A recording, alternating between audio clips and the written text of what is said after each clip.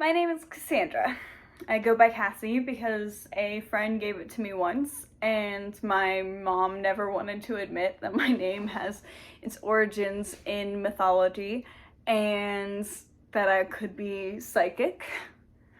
I am bisexual, I am female, I am the oldest of four, I am a teacher, I am an actor, I'm a writer, I wear many hats. Um, some days I like wearing dresses. Some days my suit jacket is my best friend. I suffer from bipolar disorder, and some days I feel like I can take on literally anything. You could put a T-Rex in front of me, and I'd be like, yeah! And then I'd just be so excited, and I wouldn't sleep for 3 days. And other times I am consumed by this overwhelming sense of the vastness of everything and the problems in the world and the helplessness I feel. And I really had to think, what do I mean? How do I matter? Who am I? So reading I Am Malala, I think the best thing I can say is I don't know. I'm working on it. But I asked a bunch of other people what they thought about me. And it kind of helped me get a better sense of myself. Here we go. I think it's care. That's really important. You care about the world. You care about your family. You care about, animals. You care about life. You care about being responsible, and you care about reaching out a hand to others and to making good memories, making good, doing good actions, being good. Capable of passion, which you can bring to any problem. After their words, I had a lot to think about. I clearly care a lot. So, what do I do with that? What do I care about? I care about people being healthy, and that does mean healthcare. I care about people being educated. I truly believe ignorance is the downfall of any great civilization, and, to some extent, the reason we have the disparities we do today. I care about animals. I only do vegan makeup, only wear that. I adopted my first pet. She's a rescue from the shelter named Chloe. She's such a sweet dog. I work with 2 5-year-olds who I've known for years because in all of this craziness, they deserve someone to be there for them. And I think that growing up, that was what I always wanted. I wanted someone who was there for me. And now I've realized that I can't just be that for 1 or 2 people. And putting that much into that relationship can sometimes harm me. And so I need to care about everyone, and I need to care for everyone. So, what next? What do I have to do now? So I asked some more people. I think it's a problem today. I think that when I heard about the glass ceiling, stupid me, I thought it was about equal salary. And Susan said, no, the other aspect was actually holding a CEO's job or a positional title, which men seem to have a. So I think those 2 aspects of the glass ceiling, both equal salary and the ability to become the head executive. Yeah, it was myself. So I had been conditioned in a certain way coming through the 50s. And when I was in my 20s, it was the early 70s, late 60s. So um, external things were changing somewhat. I mean, there were more options, but I think what happened was I intellectually understood those things, and I did a lot of reading, and I knew that I didn't want to be the other thing. Shone a light on education and how much we've taken for granted in schools and how much we've counted on schools to parent. And I think now we're running into some issues. You know, so I think taking stock of that, realizing what's important, and then putting in the work. But again, to me, that's just a movement forward. Politically, there still existed such a thing as the center. Mhm. There is actually a political center, and there are a lot of politicians that existed within that center. And the extremes on both sides of the political spectrum, whether it's the left or the right, were more of the exception, where the centers kind of ruled the day. And sometimes there would be more center left, sometimes it'd be more center right, but the majority of things that were going on were in that basic center area. You didn't have the majority of the political left being on the extreme. You didn't have the majority of the political right being on the extreme. You know, you can't do it because it hasn't been done, and it's hard to get into schools, and you're not gonna they're not gonna hire you even if you do get into the schools. I don't think that was an issue for me, although I think the glass ceiling, which was not so glass, but quite visible, was real. Mhm. Real. And the American style was that the man was the doctor and the woman was the nurse, and the man was the boss and the woman was the secretary.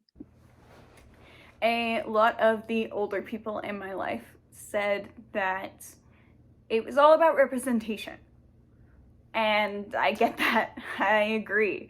There are less than 25% of the women in the House, the Senate, and, leadership positions in the White House when women are 50% of the population. What are we talking about here? There is no representation. One of my favorite things to think about is Ruth Bader Ginsburg. And she was asked, when is there equality on the Supreme Court? Like, when will you say, this is it, we've hit equality? And she said, there'll be 9 women. And they were like, whoa, whoa, whoa, whoa. Very radical of you. You're saying you don't want any men? And she's like, no. No one said anything when there were 9 men on the court, so it should be no problem to have 9 women on the court. That is equality, when whoever is best for the job is the one who has it. I heard a lot about the glass ceiling and, equal pay for equal work, but also equal understanding. I've thought a lot about gender roles, and, Malala talks about how her mom was so happy when she finally had her son, but it didn't mean she loved her any less. It was just a different kind of bond. And Malala talks about how her grandfather tried to apologize to her father when she was born, and he was like, how dare you? No. And I think that I care a lot about everyone being given the same opportunities. Girls, boys, intersex, transgender, gender fluid, non-binary. I think that there needs to be equal opportunity, equal protection, and equal representation. Arizona education severely lacks, though. I'll say. Yeah, but it's okay though. It gives you something to rebel against. We were sold a bill of goods. I was told the prince was going to come on a horse, and I was going to live happily ever after, and it didn't happen. And she talks about how Pakistan wasn't openly for the Taliban, but they didn't like the US interference and how the US Right. stuff, you know? And they talk about specifically the assassination of Osama bin Laden that happened in Pakistan. And she's like, the thing is, you think it would have been a bigger deal that, you know, he was living in our country for so many years, but then we all realized that the president of the United States had done this without the permission of the Pakistani government, like whatsoever. And she was like, and that was really a whole turning point, was when they realized that the US had no respect for their government. Right. No faith. I specifically chose to study women and gender studies because I have always been assured by my father that sexism wasn't a thing. And I always truthfully knew that that wasn't true. And I was always taught by my mother that I would be endangered more often because I was a woman. I would be taken advantage of more often because I was a woman. And I would be respected less because I was a woman. And some of that may have been her own stigmas and her own feelings about herself and the others she knew. But I truly think that there's some truth to it, and there shouldn't be. So my crusade was to educate myself and then to educate others. My dream career is to go into politics, not as the politician, but as someone who works with the politicians. You know, they all have these staffs, like their chief of staff, and that's like what I'd want to be. I'd want to help them strategize, and I'd want to help them plan and organize and brainstorm these laws, because I don't need to be in the limelight. That's not my thing right now. Maybe it will be one day, maybe that'll change, but these politicians all have degrees in law and economics and politics and political science, but somewhere along the way they all forgot the people they were supposed to represent. And so I want to be a voice for the voiceless. I want to see what has happened before and make sure it never happens again. I want to learn from history and make sure it doesn't repeat. I want to make something better. Truly. I would say it's your desire for people to be treated with an overarching feeling of kindness.